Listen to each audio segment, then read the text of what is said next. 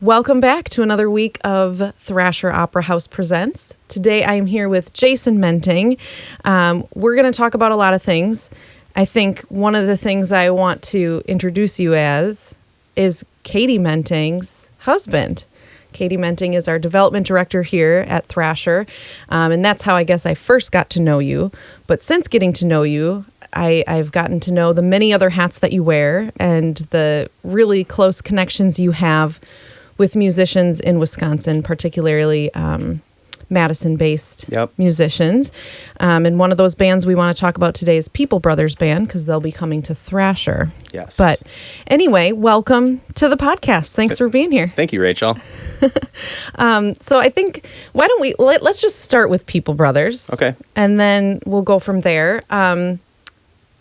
Tell us how you know them. You probably know there's a lot of them, and you probably know them all in different ways. You're friends with them. You're in bands with some of them. Yep. You've collaborated with a lot of them. You bet. So tell us, what do we need to know about the People Brothers? The People Brothers are a great group. Yes, there's quite a few of them in the group. I've played with several of them. They throw an amazing festival in the Driftless area, the People Brothers Fest. And they've collaborated with probably just about every band in Madison in one way or the other. They're kind of central to that group of Madison musicians, Yes. It seems like. Yes. Yeah. I'm in a band with a guy in a band with one or two of those guys. So I see them quite often, and I'm really excited to have them up here in Green Lake. That's going to be fun. Yeah, we've never had them at the Opera House before. I have not seen them live yet, but I know some of our board members like Rick Dom, who we had on the podcast a couple weeks ago, he's seen them live and has nothing but great things to say. Their energy, I think, is going to be one of the selling points of this show. Yes, they bring the energy, that's for sure. They all have their own blend of awesomeness, really. Yeah, and I think you see that a lot with these musicians when there is a lot of them on stage. You're getting a really talented keys player and a really talented guitar player and a really talented vocalist. They're all talented in their own right, and then they come together and form this even more talented band when they're together. Yes, they each individual have soul, I guess is the best way to put it. Their soul and funk, I would say, is probably if you had to put them in a genre. But more and more I'm finding you can't really put bands in a genre.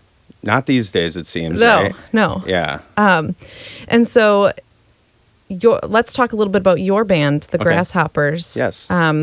What genre do you guys relate to the most? That's a question that I get a lot, and that's a hard one to answer. I think the easiest way to say it would be a jam band, but I don't like to, I guess, funnel it into just that.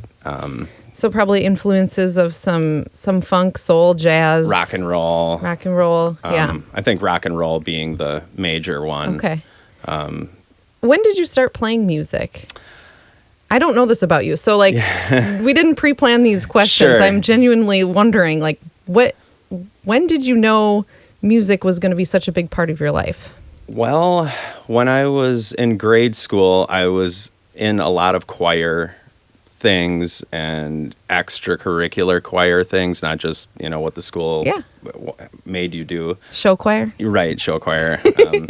And I believe I took the violin in second grade, which didn't last very long, but I found out probably towards the end of grade school that that's something I really like doing, is performing and being on stage.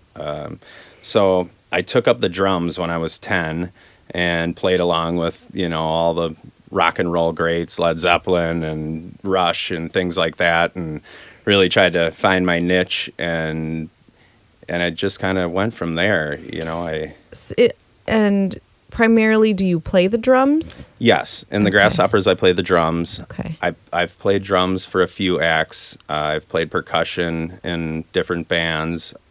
I played piano. But I think, what I hear from Katie is that you can basically pick up an instrument and just learn how to play it really quickly. The mandolin, for example, you just picked up a month ago and just now know how to play it. Yes.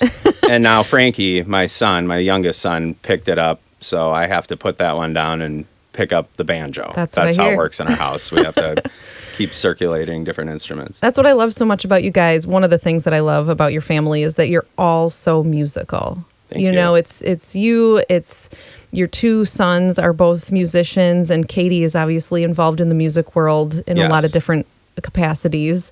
Before she was managing things over here at Thrasher, she was managing your family's band. Yes. Basically. Pretty much. I mean, she knows the gig well. Yes. And it takes a special someone to be in a relationship with a musician because it's just not a normal schedule or anything like that. So hats off to Katie. She rocks, man. Yes. And how cool it is that you guys are passing this on to your kids. And I think a lot of musicians, if they can pass that talent and that drive onto their kids, what a wonderful world this is. Yes. So many people like me, I grow up wishing that I would have stuck with piano or stuck with an instrument. But neither of my parents were musical, so it didn't. I went on and did other things, Sure. and now I look back and wish that I could do some of those things. But it's never too late, Rachel. Well, if you want to teach me the mandolin, I better learn a little bit more myself. I recently took up banjo because Frankie grabbed the mandolin, so that's the new instrument. Cool. Which listening to somebody play the banjo when they don't know how to play the banjo has got to be pretty rough. well, I'll have to ask Katie what that sounds like. We'll ask her. So on May 7th, which is the day that the People Brothers Band will be at Thrasher, folks can also catch your band playing just down the street at Adam's Rib. And so I'm going to really plug a full day of music for people. They can go down to Adam's Rib. They're doing a community benefit earlier in the day. You guys are playing.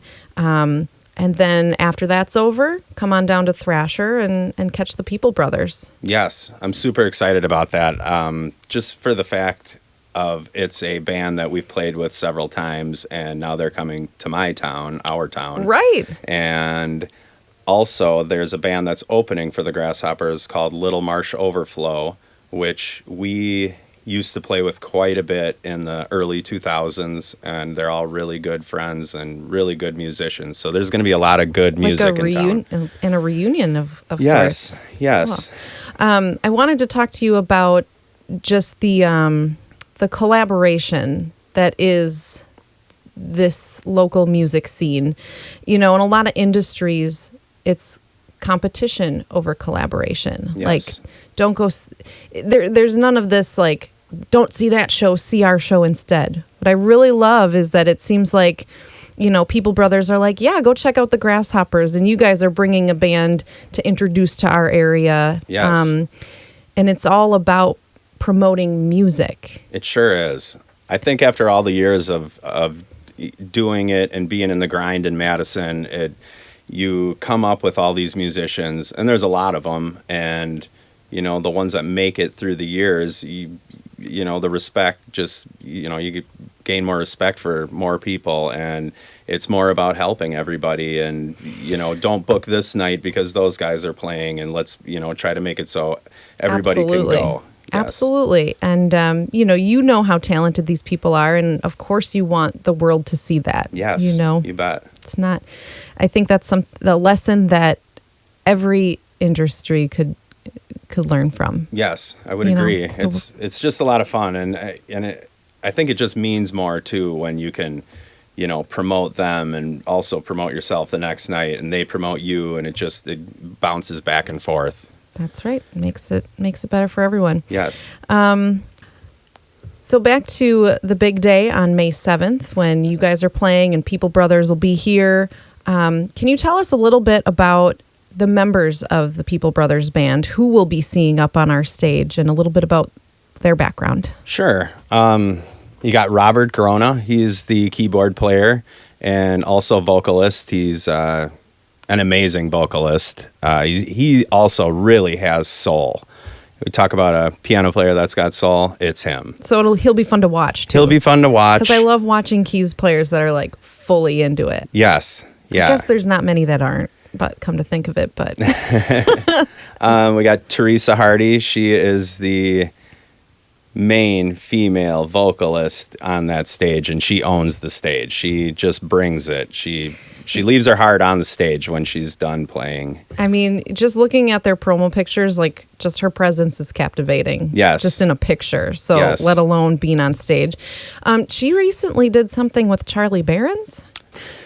Teresa and Adam Gruhl and Charlie Barons wrote a song, and I believe it's like their theme song for some show. Oh, okay. I don't recall the show now. Here we are back to collaborating. Yeah. You know, like People Brothers Band meets Charlie Barons, meets Adam Gruhl, who's bluegrass. Yes. Bluegrass, soul, comedy. Why not? All on the same stage. And the song that they wrote is amazing. I believe it's on Charlie Barons. I think he wrote an album with Adam Gruhl. I have that album. Yes, and it's pretty good from what I've heard of it. Yeah. But also in the band, there's Paul Matushik, who is the guitar player. Oh, yeah. Extremely talented guitar player who he can take a chord or a riff and just go to the moon with it and come back. And he's got such a good place in that band, being a very jammy kind of guy. And then you got Greg Schmidt on the drums, and he holds it down, and he's a great character, always smiling, just a happy-go-lucky guy. He's a really fun guy to hang out with, too.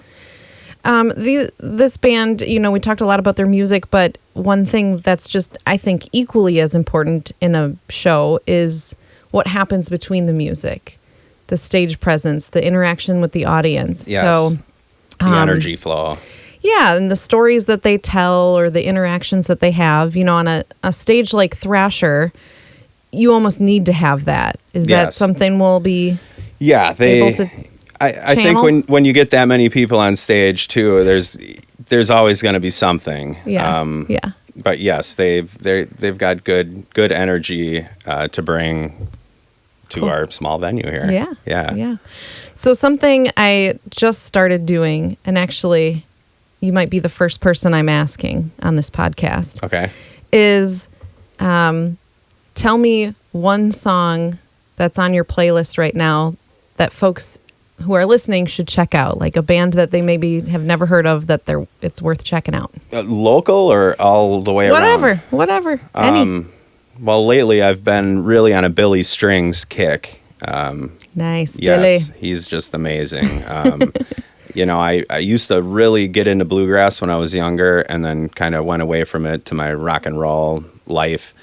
But the recent, surge of Billy Strings really got me back to liking all those old bluegrass songs and all the new ones he comes up with, because he's got such an amazing way of putting this out there. It's like a dark bluegrass or really jammy bluegrass, I guess. Jamgrass. You and Katie went to see his show not that long ago. Yeah, 3 nights in Madison. It was yeah, you guys, 3 nights. Yeah.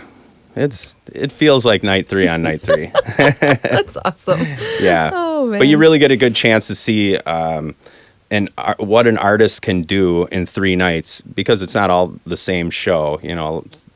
A lot of artists will do the same show every night. That's an interesting way to look at it. Mm-hmm. Instead of like, I'm doing the same show every night, like almost the 3 nights is one show, just broken into 3 nights. Yes. Interesting. I never thought of it that way. Yeah. So it makes it, for the guys playing the show, it really, there's a lot to be said about making 3 different set lists for, all 3 nights, and trying to make sure that the flow is right, or you're not playing too many slow songs in the first set, and so on. This made me think of listening to albums and how people don't, now with Spotify and all these streaming things, like people don't as much listen to an album number 1 through number 12 like they used to. And there is that thought that gets put into the flow of a show or an album. And, we're now so in the habit of just picking the song I like to hear. And I think what a loss that is. Yeah. Because there is a story to be told or a journey to be had that was intentional by the artist. So I'm telling everybody, listen to the whole album. Yeah. And when you listen to those old albums too, you can tell that there was a lot of thought put into trying to make that flow right. I think it's kind of funny. It's like opposite, because these back then we'd make a mixtape and that was your playlist.